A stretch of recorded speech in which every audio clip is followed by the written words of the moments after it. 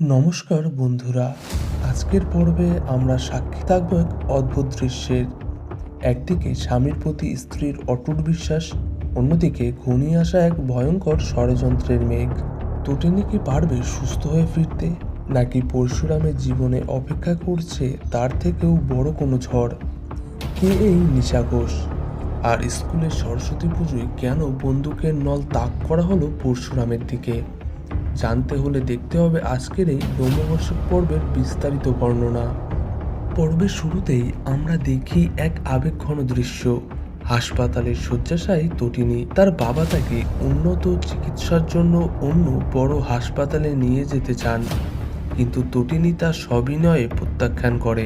বাবার চোখের দিকে তাকিয়ে সে দৃঢ় কণ্ঠে বলে, আমার স্বামী মন থেকে আমার জন্য যেটা করবে সেটাই আমার কাছে বেস্ট ট্রিটমেন্ট। আর সে আরও যোগ করে, যাকে দেখে আমার ছেলেমেয়েরা দুষ্টু দাদু বলে ডাকে, সেই মানুষটি আজ আমার কাছে শুধুই এক দুষ্টু বাবা। তটিনীর এই কথায় তার বাবার চোখ ভিজে যায়, আর পরশুরামের প্রতি তার অগাধ ভালোবাসা আবারও প্রমাণিত হয়। তটিনীর বাবা এরপর পরশুরামকে চিকিৎসার জন্য টাকা দিতে চাইলে পরশুরাম তা সসম্মানে ফিরিয়ে দেয়। সে ঠান্ডা অথচ ধারালো গলায় বলে, টাকাগুলো আপনি রেখে দিন, হয়তো আয়ুষীর কাজে লাগতে পারে। আর তাছাড়া আপনার বাড়ির জামাই তো ক্রিমিনাল, তাদের শাস্তি হবে। ওদের জেল আর ভরণ পোষণের জন্য টাকাটা বরং জমিয়ে রাখুন। এই কথা শুনে তটিনীর বাবা অপমানিত হয়ে হাসপাতাল ত্যাগ করেন। বাবা চলে যাওয়ার পর তটিনী পরশুরামের কাছে বাবার ব্যবহারের জন্য ক্ষমা চায়। পরশুরাম আলতো করে তটিনীর মাথায় হাত বুলিয়ে তাকে আশ্বস্ত করে। ঠিক তখনই স্কুলের প্রিন্সিপাল ফোন করে পরশুরামকে সরস্বতী পুজোর থাকার আমন্ত্রণ জানানোর জন্য। তটিনী চিন্তিত হয়ে জিজ্ঞাসা করে, তুমি পুজো সামলাতে পারবে তো?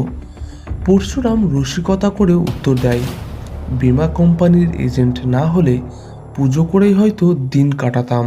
যাওয়ার আগে তটিনীর কপালে স্নেহের চুম্বন এঁকে দিয়ে পরশুরাম বলে, তাড়াতাড়ি আমার ঘরে ফিরে এসো, সরস্বতী পুজোর দিন। পরশুরাম নামাবলী গায়ে জড়িয়ে গঙ্গা জল আনতে বের হয়। ঠিক সেই সময় তার ফোন আসে, এক অচেনা কল। ফোনের ওপাশ থেকে ভেসে আসে এক নারী কণ্ঠ। সে সরাসরি বিজিত পালিয়ে যাওয়ার দায় চাপায় পরশুরামের ওপর। পরশুরাম পরিচয় জানতে চাইলে সে বলে, বিজিত আয়ুষীকে তুলে নিয়ে গেছে, এটা একটা ট্র্যাপ ছিল। আমি নিশা ঘোষ। আপনি নিজের ছেলে মেয়েকে বাঁচাতে গিয়ে বিজিতকে তার বাড়িতে দিয়ে এসেছেন, আর এর মাসুল আপনাকে দিতে হবে। দিল্লি থেকে ডাক আসবে আপনার।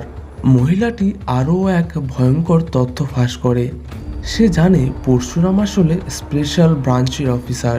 সে বলে, আমরা বিজিতকে খুঁজে বের করব, কিন্তু এবার শুরু হবে আপনাকে নিয়ে আসল খেলা। ফোন কেটে যাওয়ার পর পরশুরাম গভীর চিন্তায় পড়ে যায়। কে এই নিশা ঘোষ? তটিনীর সাথে তার সম্পর্ক কি?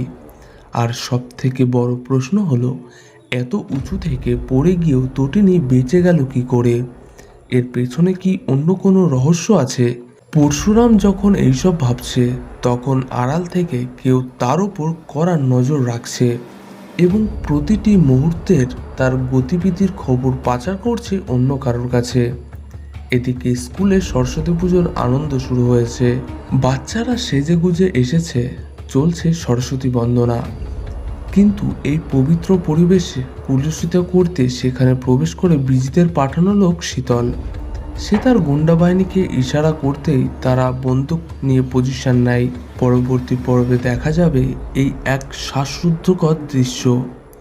একদিকে মঞ্চে চলছে বাচ্চাদের নাচ গান, আর অন্যদিকে দর্শকদের ভিড়ে মিশে স্কুলের ভেতরে ঢুকে পড়ে একদল সশস্ত্র দুষ্কৃতী। আচমকায় তারা বন্দুক উঁচিয়ে টার্গেট করে পরশুরামকে। পরশুরাম কি পারবে নিজেকে এবং বাচ্চাদের বাঁচাতে, নাকি পুজো মণ্ডপেই রক্ত ঝরবে? চোখ রাখুন আগামী পর্বে।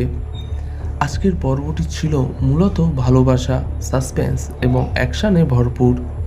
পরশুরামের অতীত পরিচয়, স্পেশাল ব্রাঞ্চ কি এবার সবার সামনে চলে আসবে? নিশা ঘোষ আসলে কার পক্ষে? গল্প এখন যে মোড়ে দাঁড়িয়েছে তাতে উত্তেজনার পারদ চড়ছে প্রতি মুহূর্তে। আপনাদের কি মনে হয় পরশুরাম কি একাই এই বিপদ সামলাতে পারবে? কমেন্টে জানান।